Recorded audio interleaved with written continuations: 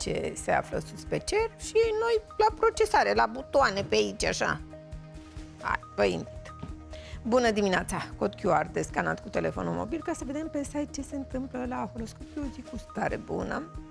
Gemeni, se poate să aveți un program încărcat de weekend și să bifați tot ce aveți acolo pe listă, poate plecați pe undeva de azi, în funcție și de ceilalți cu care faceți echipă.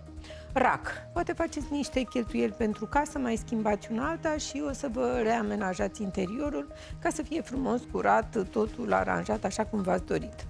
Leu, se poate să plecați într-o excursie, să faceți mișcare, că ați acumulat tensiuni și trebuie făcut cumva să vă eliberați, că devine sufocant. Fecioara, poate dați o raită pe la cumpărături, să vă luați și o ținută vestimentară pentru evenimentul la care să vă duceți și alor voștri câte ceva și celor la care vă duceți în vizită, sigur. Balanța, o veste bună de la cineva care s-ar putea să vă invite mâine, poimâine într-o plimbare la mare ori la munte și o să vă prindă bine o schimbare de peisaj. Scorpion, o să puteți repara niște relații de prietenie, de dragoste și să vă completați frumos de aici înainte, că sunt oameni care merită toată atenția voastră.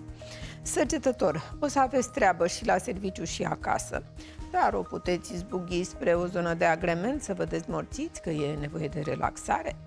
Capricorn, apar satisfacțiile profesionale și o să vă doriți și mai mult și chiar o să se poată că e conjunctură favorabilă și asta o să vă țină în priză. Vărsător, încă mai sunt tensiuni la serviciu, dar o să vă descurcați fără probleme, că aveți idei, strategii și știți cum să fentați situațiile complicate. Pești, o să recuperați niște bani care or să vă prindă bine, că o să le împliniți niște dorințe a lor voștri și o să vă puteți mișca zilele astea.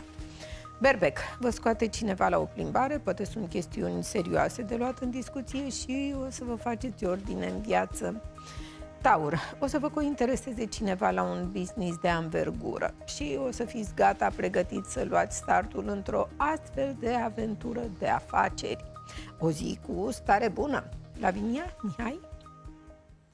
Mulțumim, Neti! Da, mersi, să rămână. Jennifer.